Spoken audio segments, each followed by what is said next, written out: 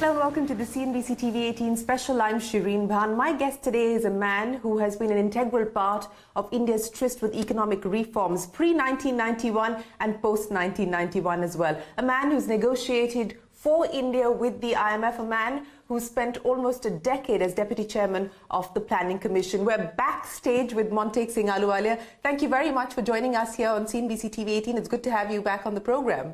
Pleasure. I love the fact that you say that this book is not a memoir because you don't want it to be the selfie of books, but it is your personal story of dealing with economic reforms pre-1991 and post-1991 as well.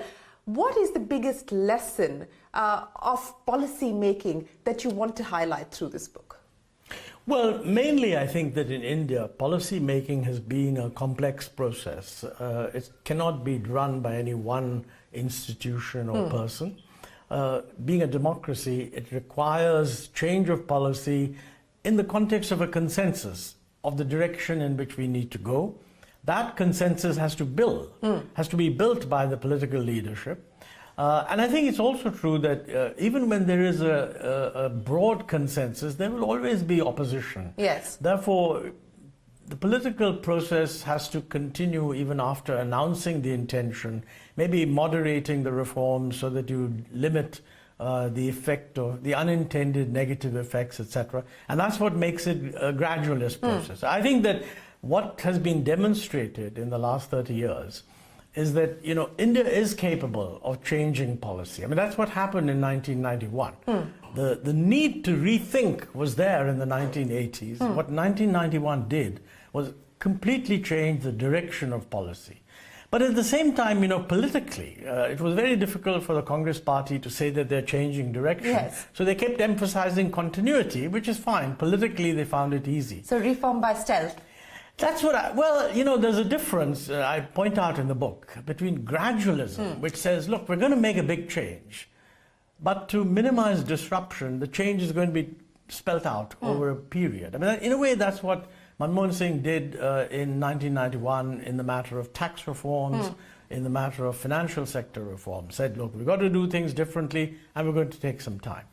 The other is that you just point that we're going to do this, but don't specify over what time period. Yeah. You just kind of do it when it's possible. I call that an opportunistic approach, right? A third view is that you don't even spell out why we need to change. You just change when it's possible. And I call that reform by stealth. So I think there's nothing wrong with gradualism. We did have some gradualism. A lot of it was opportunistic, but then in due course, the attraction of reform by stealth crept in. So you announce certain programs and slogans, but you don't necessarily act in exact accordance with those slogans. And I think that's unfortunate. We're now in a much more complex position than we were in 1991. Why? Well, in 1991, first of all, the crisis was very much the consequence of fiscal imbalance and the current account deficit, and we had no reserves. Right. Now, you can have a current account deficit and huge reserves. So that, which in a way, we have that today. But as a result of that, pressure on the current account deficits and the signaling it sends doesn't lead to immediate changes. I mean, that's evident today, for example, that exports have been stagnant for 6 years. But there's a lot of inflow coming in, so there's no immediate problem. The other reason why things are different is that the economic problem in 91 was very simple. The economy was not very complex, it wasn't open, and it was over-regulated. So frankly, getting rid of those regulations was a no-brainer. And even if it took a little longer, it was clearly the right thing to do. Today, the issue is not a simple one of no regulations versus regulations. It's handling an economy which has A, become more complex, B, which is natural because it's now moved into a middle-income status rather than low income. 2, technology is changing hugely faster. 3, the economy is much more open and globalized. So how you handle, and 4, we want to attract foreign investment. Right. So how you handle these things in a manner which doesn't signal, which signals to people that the basic elements of policy are continuing, that we do want to encourage the private sector It is going to be a private sector-led development, and therefore policy is going to be conducive to private investment and conducive to integration with the global economy. Very difficult things to do, because the sort of people who push for private investment very often also push for protectionism, yes, which is the wrong thing to do. Yes, and I think we're seeing that play itself out currently. But I want to pick up on some of the issues that you raised, and let's talk about the high growth years of the UPA, and then subsequently what happened post the financial crisis in 2009. And the lessons that we learned thereof. Because one of the arguments that the government has put forward, ostensibly when they've been sort of having to deal with this issue of should you spend your way out of the current slowdown, they go back to the UPA era and say, look at what the fiscal stimulus did. You had runaway inflation, your fiscal deficit was out of whack, and I know that this is something that you acknowledge in the book, but you don't believe that the stimulus was the wrong thing to do, or continuing the stimulus was the wrong thing to do. You believe that taking your eye off fiscal consolidation was the mistake. Absolutely. Look, it's an absolute no-brainer that faced with the kind of global crisis that we faced in 2008, and given the great concern in the G20 that governments must actively work against a contractionary influence, a fiscal stimulus was essential. You can argue whether it should have been for only 1 year or 2 years. In my view, this fiscal stimulus in 2008 was necessary. I would not have done it through the tax reductions that were actually done in the third portion of the stimulus. I would be much happier trying to do more investment in infrastructure, because that's what we really need. Yeah. And we should have done more. It's difficult to do because, when you plan to do more infrastructure, it depends on implementation capacity.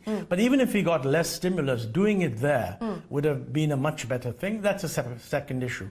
I even think that continuing it for one more year, that is 2009, 2010, was not unreasonable. Right. Because, at the time the budget was made, we were not sure how the world is going to behave. And it's only in April or something of 2009 that the G20 took stock of what's happening. And at that point, they were saying, look, we need more stimulus. Yeah. So I think the first 2 years were fine. We did have an intention then to bring the deficit down, and that we didn't do. And I think that was the failure. Inflation was not just driven by the deficit. Sure. Those were years when both food prices were going up, oil prices were going up. They were very powerful drivers of inflation. No, so given what you've just said then, do you then believe that the approach that the government has taken at this point, they've done a corporate tax reduction, they've held back on any significant personal tax change, and they believe that, look, we're focusing on investing in infrastructure and this is our way of addressing the slowdown. So do you believe that this is the right approach? Well, first of all, as far as the budget is concerned, unlike then, we have a huge problem in the sense that we're not transparent. If we want to create credibility that we are serious on the fiscal deficit, all this discussion about 3% has gone to 3.5% is neither here nor there. Everybody who reads the financial press knows that the real fiscal deficit properly measured for the central government is probably 5%, some people say even more, because expenditures are postponed, off-budget borrowing, this, that, and the other. So frankly, it's not as if... But this is not a new problem, Dr. Ahluwalia. This is something that the UPA did as well. This off-budget business is something that is a legacy issue that we're continuing with. It happened at one point, and that was mainly because of underpayment of petroleum subsidies, because the policy at that time was that these are going to be passed on. They were not passed on. Today, what is happening is food subsidies being financed through this kind of off-budget borrowing, which is denying the whole logic of fiscal accounting. So I feel that it's a much more serious problem today than it ever was before, although some of this did take place in 1 year, I think. An accumulation of bills was paid off. But today, according to the Controller and Auditor General, each year's fiscal deficit is understated by about 2 percentage points. So it's not a comparable kind of situation. More importantly, since the issue has surfaced, I would have been much happier if the finance minister had said, look, this has happened. She could have even said this has also happened before, but we are now coming clean. This whole debate of 0.5% is allowed under the FRBM, this is chicanery. So it would have been much better if we had come clean. Now, second question. I completely agree that given this high fiscal deficit, Certainly reducing expenditure would not have been a good idea. Right. And personally, I think if we could have increased expenditure of the right sort, and I would put it in infrastructure, and I would put it in that kind of infrastructure which actually helps rural productivity and rural livelihoods. I mean, look, climate change is staring us in the face. We have to make huge investments in what I would call climate change protecting infrastructure. If we could have increased the expenditure in that area, it would have both been technically logical, it would have put money in the hands of the rural population, which is where demand is going to be, has to be stepped up. And I think that it would have raised the fiscal deficit. But I believe that if the finance minister had said that, look, all the debate on fiscal deficit fails to recognize the question of the quality of the deficit. But to do that, you have to come clean, because at the moment you're hiding food subsidy, which is clearly part of the revenue deficit and should not be hidden. Okay. So I think there's a problem there. I'll come to the food subsidy, because this is something that you talk about in the book as well, on the UPA's approach on rights-based entitlement and the problems thereof. But let me address the issue that you just spoke of, infrastructure. And again, in the book, you talk about the PPP model and how India needs to revitalize the PPP model and what went wrong in the UPA era, which was a lot of the gold plating that took place and so on and so forth. And there is an acknowledgement of that in the book. Now, given the past and given the fact that private investment, is still to take off at this point in time, post the sort of boom years that we saw, what will it take to revitalize public-private partnerships specifically for infrastructure? Well, look, there are many areas of public-private partnership in infrastructure that have worked very well. I mean, for example, two airports, Mumbai and Delhi, have worked very well. When those airports ran into problems of excess debt, etc., they were able to bring in other equity. So the market, and in bringing in other equity, those who promoted the projects kind of dilute their own equity. Yeah. So I think the properly managed, we can do a lot more. I think the real problem with the PPPs, which many private sector investors raised with me and with others, their view was that government doesn't view it as a partnership. I mean, once the agreement is signed, any variation that we want is viewed with suspicion by the bureaucracy, because it's viewed as something that will help the private partner. And I can see the point of view of the bureaucracy, because, we've created a climate in which if a bureaucrat is told, why did you change this? And he says, oh, because the promoter wanted it, that becomes a favor done to the promoter. And I think we need to find a way in which reasonable changes can be made, that the contracts themselves can make provision for changes, and the decision on those changes is referred to higher level bodies, not to the person operating the management of the contract. So one of the failings of the UPA, you could call it that you acknowledge in the book. I mean, for instance, you spoke of the need to privatize trains in the Indian Railways, which this government is now hoping to do. And this was a proposal that you were considering while you were at the Planning Commission. It happened on the freight side, it didn't happen on the passenger side. And now we're talking about 150 trains. You talk about privatization, which the UPA couldn't go through because of the political arithmetic.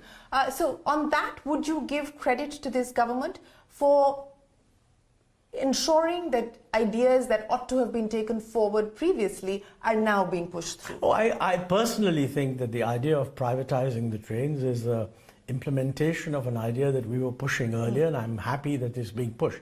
My warning on that is that people will not invest huge amounts of money unless the terms of the contract are very clear. So I'm sure they're working it out, but it would be a very good idea for the government to publicize the terms of the contract, so that if people have a view that, look, this is not going to work, that's not going to work, it can be sorted out. Now, one of the major institutional changes that is needed in order to bring in the private sector into infrastructure is to put a statutory basis on fair setting.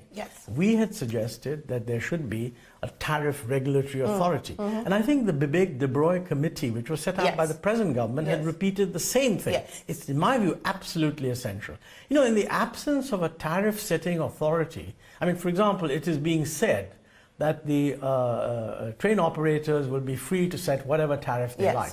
Now, how are you going to choose between two operators, one of whom says, I'm going to set a low tariff, and the other one says, I'm going to set a high tariff, right. and you're talking about a tariff over 30 years. It's an area where there could be dispute. This is what a statutory basis for fixing rail tariffs and also charges. I mean, you're going to charge the private operator for using the track. What's going to be the basis of that charge, and what's the guarantee how it will be increased? Yeah. You know, unless these things are done, yeah. the privatization may get stymied, and I hope that they're thinking hard about it. So that's as far as the transparency of the process is concerned. But then, what do you make of the opposition, for instance, of the Congress Party to privatization? I mean, to BPCL being put on the block, let me for say, instance. in a democracy, I don't share that opposition, by the way. In a democracy, it's the job of the opposition to oppose. Yeah. We should ask them, why are you opposing? By all means, I hope you do. But you should not be surprised that they're opposing. Sure. I mean, the business of an opposition to oppose, you answer that. And it should be answered loud and clear that we do not believe that retaining these as public sector monopolies is a good idea. I mean, I said that to Prime Minister Rajiv Gandhi way back in 1985. Yes. I said, look, whatever your logic of keeping strategic things in the public sector, there is no earthly reason why hotels should be in the public sector. And it was not until the Vajpayee government, Arun Shuri, to his credit, did a very bold privatization, but unfortunately, even in that government, he ran into difficulties. Later on, it turned out that the charges were not, didn't have any merit. But, you know, it has just taken too long. I mean, if we started thinking about privatization in 1985, and in 2020, we're saying, oh, well, somebody else is thinking about it, that's good. But please be clear that the terms on which the privatization is offered will determine whether it succeeds. I mean, for example, take Air India. Are you going to sort of force the new guy to retain all the staff? If you're going to say only for 3 years, and are you making that clear? Right. So I think that this can only be done by taking a lead and insisting, making clear what the terms are. I hope they do. You know, since we're talking about privatization, I want to talk about the issue of the financial sector. And again, you spend a lot of time in the book talking about the efforts made by the UPA to open up the financial sector, but, you know, stopped short of actually taking forward the Narasimhan Committee's recommendations, or at least some of the bold recommendations of the committee. Given where we are today, given the political mandate and the political majority that this government enjoys, what is it that you believe ought to be done? No one's talking about privatizing banks. The idea of a holding company has been sort of doing the rounds back and forth. We haven't seen any forward movement on that. What do you believe should be the way forward? See, look, one of the tremendous advantages of the present government is that it has an overwhelming majority in the Lok Sabha. So they should expect that the opposition will criticize them. That's the opposition's job. And I mean, it can very often bring up odd bits of weaknesses. But that doesn't matter. If they're really clear that they want to do something, they can do it. And the Prime Minister has a lot of personal popularity. So most people would think that in that environment, if the government is convinced that something needs to be done, it can build enough of a consensus to get it done. I do think that in the case of the banks, the failure to introduce reform in the public sector banks is one of the most important things that we should now address, okay? At various stages, we've talked about reducing the government's role, equity role, below 33%. Yashwant Sinha in Parliament from the BJP had said that he wanted to do this. Now, one solution would be for the present government to say the time has come, Vajpayeeji's government wanted to do it, we're going to do it. I think it would be a good thing. Because I think lowering the stake removes a lot of the sort of ability of the government to keep intervening in banks. Okay? We need that. Second, and this is critical, if you don't want to do that, for whatever political reason, there is no earthly reason why we shouldn't implement the PJ Nayak committee. It's a halfway house. But what PJ Nayak is doing is he's saying, look, put all your shareholding in a holding company. Make that holding company, give it a terms of reference that it must make sure that the banks function as commercial entities. Let it be headed by a person of impeccable standing and reputation. There are many you could choose from. Get the babus out of supervising. I mean, quite frankly, there is no reason to believe that the finance ministry, and I would say that of when I was there also, the finance ministry does not add value to improving the quality of banking. Because after all, they're sitting so far removed, they take no responsibility. I mean, every bank that has had a problem has had a finance ministry official on its directors. None of them have ever been held responsible. It's very easy to say, oh, we were just directors, I don't know what was going on, and in a general way you blame the management. That's no good. Urjit Patel had drawn attention to the point that the RBI does not have the powers it needs to truly supervise public sector banks. Because in the private sector bank, they can remove the chairman, and they have done that. In the case of the public sector bank, they just write a letter. They can write a letter to the finance ministry saying we're very unhappy with the functioning of this person or the other. They should be empowered to simply remove the chairman if necessary. And of course, then they have to defend that, right?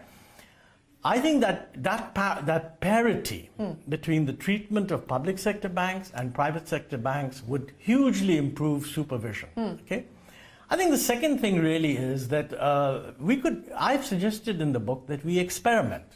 I mean, let's take half the public sector bank and send them down the PJ Nayak boat and let the other half be run by the finance ministry. And at least 10 years later, we'll be able to see who did better. You know, I had tried very hard to get Abhijit Banerjee to head an independent evaluation office in the Planning Commission. This is exactly in line with the sort of experiments that he's got a Nobel Prize for, he and his wife. So we should think of something innovative. Now, in the present political environment, there is no reason why the government can't do it. The only reason it's not doing it is because the finance ministry doesn't want it. When I say finance ministry, I don't mean the minister, I mean the bureaucracy.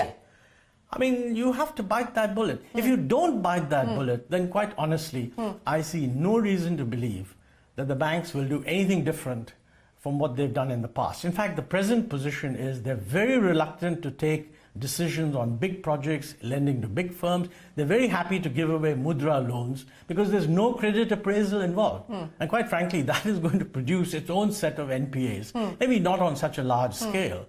But you know, bankers feel if the government has a program for small-scale industry and they lend 2 crores each to 100 companies, if those loans go bad, they won't suffer.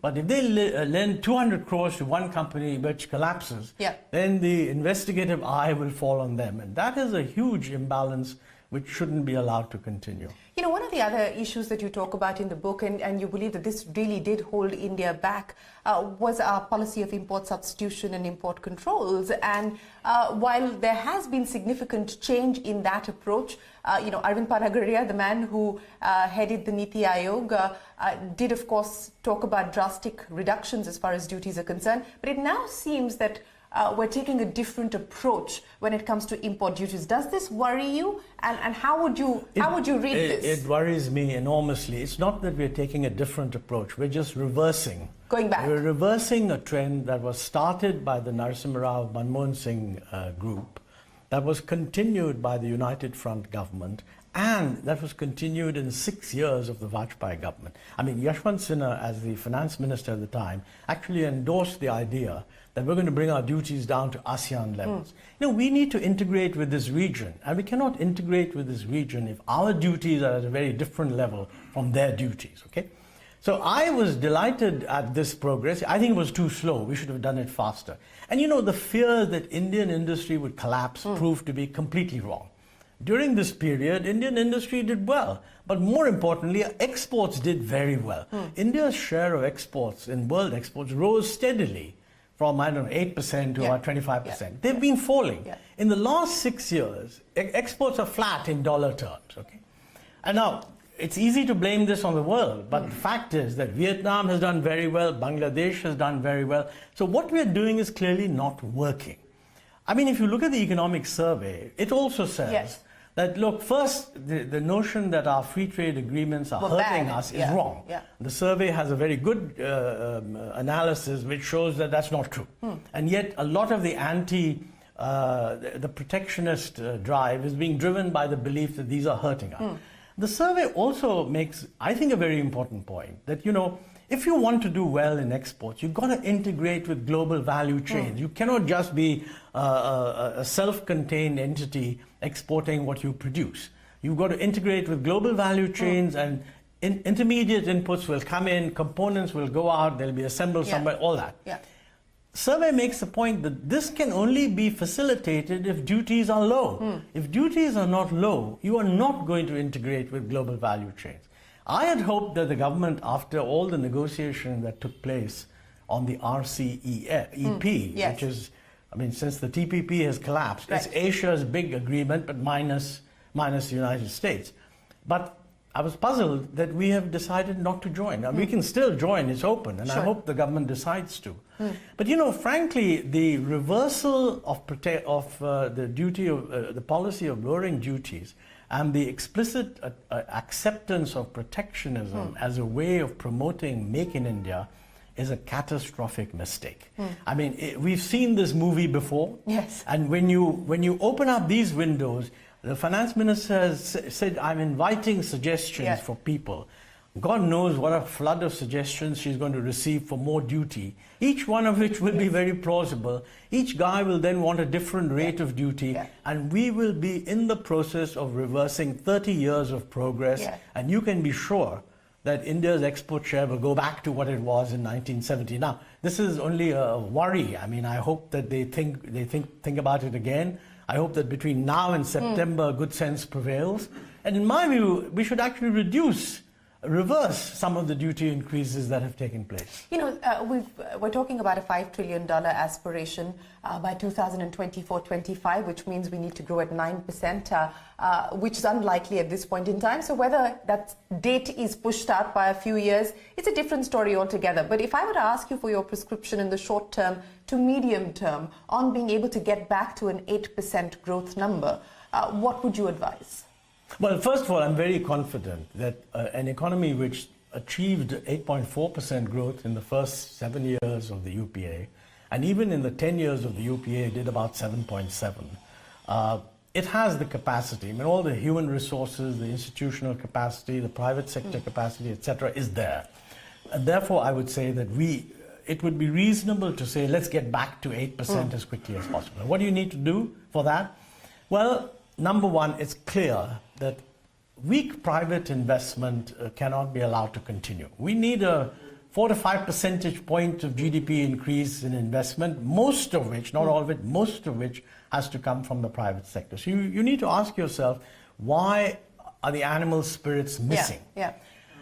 I mean, you know, the trouble with animal spirits is they're not easy to analyze. But the only hint that we got is when Rahul Bajaj, in a function in Bombay, said the government must take care of the fear factor. And of course, the government has said, look, you have nothing to fear. You know, my feeling is that arbitrary action by tax authorities and also the money laundering authorities is a source of worry to many people. Partly because many of these actions have been criminalized, so it's not just an issue that you sit and discuss, etc. It can lead to very preemptive action. I feel that the government should look at these provisions in the tax laws and make the changes that would make our laws comparable with those elsewhere. I mean, that's a very elementary thing, because otherwise businessmen keep saying it's much better here, it's much better there. We don't have to compare ourselves with what are explicit low-tax jurisdictions for direct tax purposes. But, you know, tax procedures, indirect taxes, that should be absolutely comparable with the best prevailing in, at least in emerging markets. At the moment, they are not. And this is what, when businessmen talk about tax terrorism, this is what they mean. And this is one. Two, as far as private investment is concerned, you know, there's no question that our bank credit is much below what it should be to support an 8% growth of GDP. So that brings us back to banking sector reform. And the truth is, we've known about the NPA problem since 2014, when it was Raghuram Rajan, UPA appointee, who sort of said, look, the present system isn't working well, let's do a proper asset quality review, and that revealed the mess. We've had enough time to address it. And what has happened is that the mess is so big that the recapitalization needed was very large. Okay, they did make provision for recapitalization, but much smaller than was needed. Okay, the second thing is that everybody, including the government and the economic survey at the time, said that recapitalization must be accompanied by banking sector reform. There's been no reform. You know, when you ask government officials what is a reform, they talk about merging 10 banks into 4 banks. Now, I have said in the epilogue that, merging 4 unreformed public sector banks into 4 unreformed public sector banks is not a banking reform. It's only a recipe for a managerial headache for the merged entity having to integrate the different sort of cadres from the different banks into a common one. And I think we need to, if you can't privatize, then I think let's do what I said about the holding company. The holding company. And I would say not a universal holding company. I said do it for half the banks and leave the other half with the finance ministry and let them run a competitive race. That's the only way you'll find out. The criticism of the UPA was that, you had reformers. Of course, the original reformer, Dr. Montek Singh, you were there. Your M document, as it was codenamed, was the architecture of the 1991 reforms that the government took forward. Mr. Chidambaram, Raghuram Rajan, Subba Rao, and yet, so many of the low-hanging fruit that ought to have been addressed were not addressed. And yet there were so many mistakes made, like the retroactive tax, for instance. How did you get it wrong? No, but let's be clear. To say that the UPA got it wrong, what you should be able to say is that, look, in those 10 years, you made a mess of the economy. So let's get the economy right. First 7 years, 8.4% growth. Full 10 years, 7.6 or something like that. This has never happened in any 10-year period, and it doesn't look as if it's happening in this 10-year period. So I don't think that the UPA should feel embarrassed about its growth record. That's not the same thing as saying we didn't make some mistakes. Sure. It's impossible to run a government for 10 years and not make some mistakes. Okay? It wasn't just growth. The big thing about the UPA was that the growth must be inclusive. And frankly, what has happened on poverty reduction in that period was a major change from the past. In fact, I ran into a lot of criticism, interestingly, not just from the opposition, but from the Congress party for claiming that poverty had gone down. So this was the reason I think within the Congress party there was an unwillingness to acknowledge and indeed celebrate the decline in poverty is really twofold. One, many people thought that this looks a bit like Shining India, which is what they'd come, and it was wrong. I think the purpose of economic growth is to reduce poverty. Yes. And if you were going to say you succeeded, you should be able to say we reduced it. And I thought that was odd. The other factor was that many people felt that by saying we've taken people out of poverty, we're going to deny them some of the benefits. And we had clarified that as far as entitlement to food subsidy and so on, it's going to be the bottom X%, not whether you're above or below the poverty line. So I don't see why that happened, but it did happen. And I would say, by the way, that a lot of what is positive about India today, the modernization of the digital economy, the growth of fintech, the groundwork for that was all laid in the UPA period. Jairam Ramesh says the government didn't know how to communicate everything that it did. You had, you've got the jam now, which is such a buzzy sort of... No, I think if you were to ask me how good was the UPA in communicating, I feel that, we communicated in the official kind of way, documents, speeches in Parliament, that kind of stuff. But the mechanisms of communication had changed completely.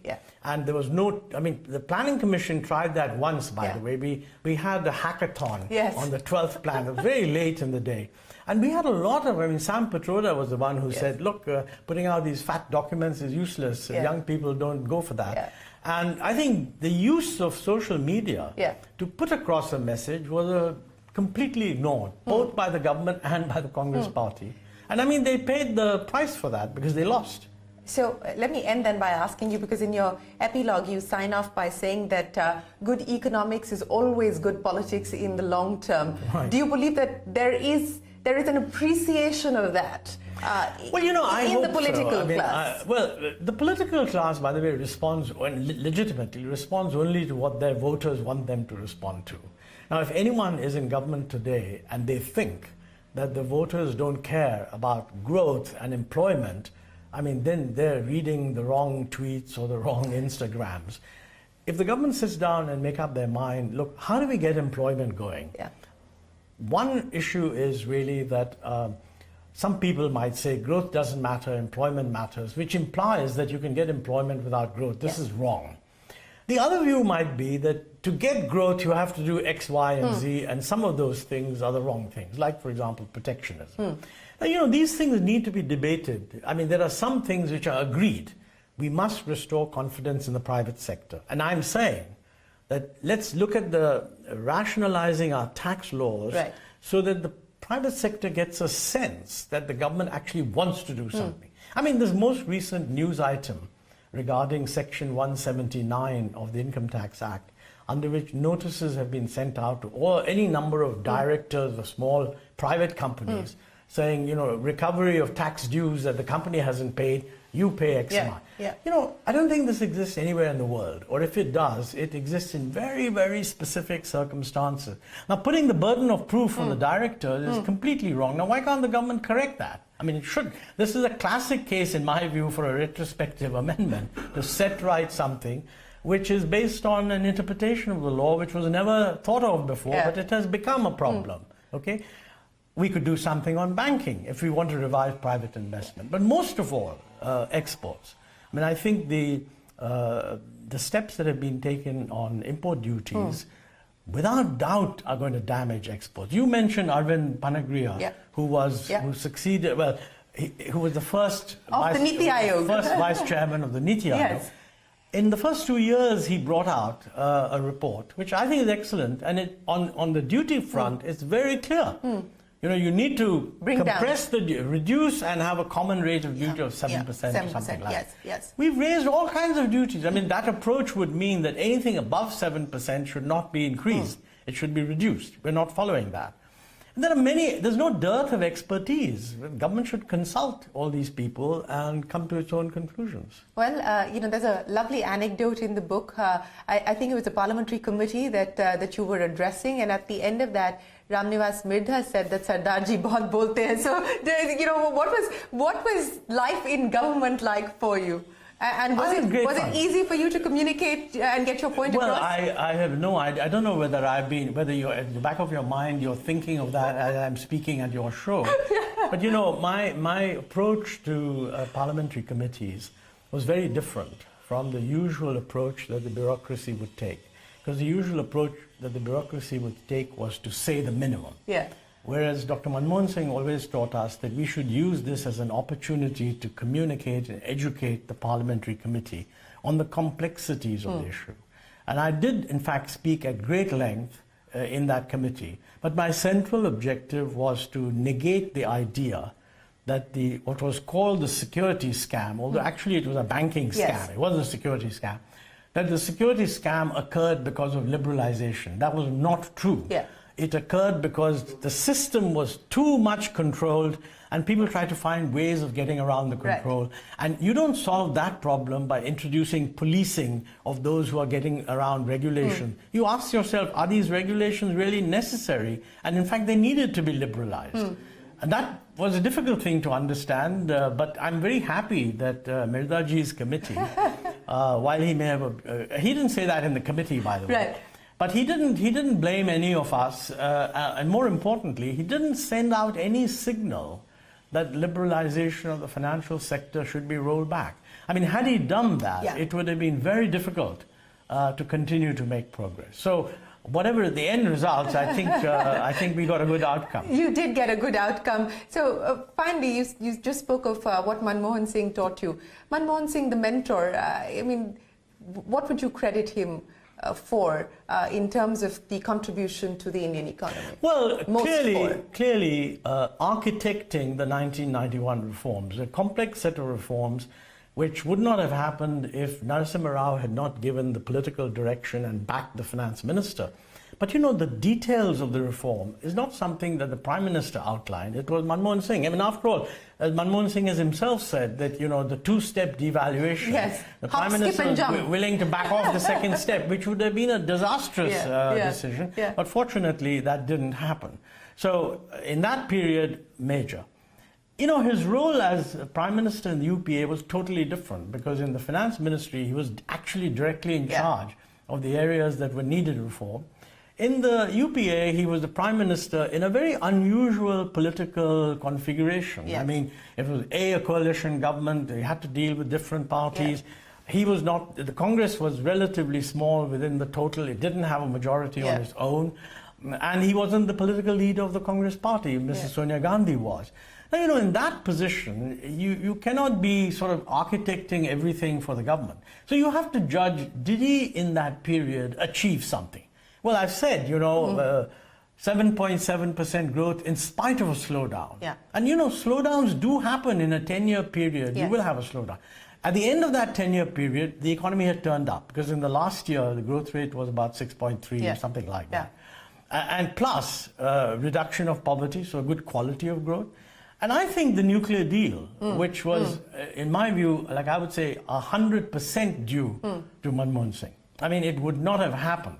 And he had to deal with internal pulls and pressures, managing balance, managing different forces, to bring about something which I don't think the country at the point understood the importance of. It was completely wrongly presented, as if India is just trying to get close to the US, whereas the real purpose was that the US was helping India to lift the restrictions which the nuclear suppliers group put. And without the US intervention, this would never have happened. In fact, Bush had to call up Hu Jintao of China, because China was not agreeing. I mean, they were putting there were small powers saying, no, we can't have all this. Bush had to call up Hu Jintao, and the Chinese at the last minute withdrew told us that they were not going to oppose it, right? That's a major diplomatic gain. And what it did was it lifted restrictions not just on nuclear technology and trade, which was very important. I mean, otherwise we wouldn't have uranium for our reactors. It lifted a whole range of other restrictions, even advanced computers. A lot of what has happened since then, including the military collaboration, production, would not have happened if the nuclear deal had not been signed.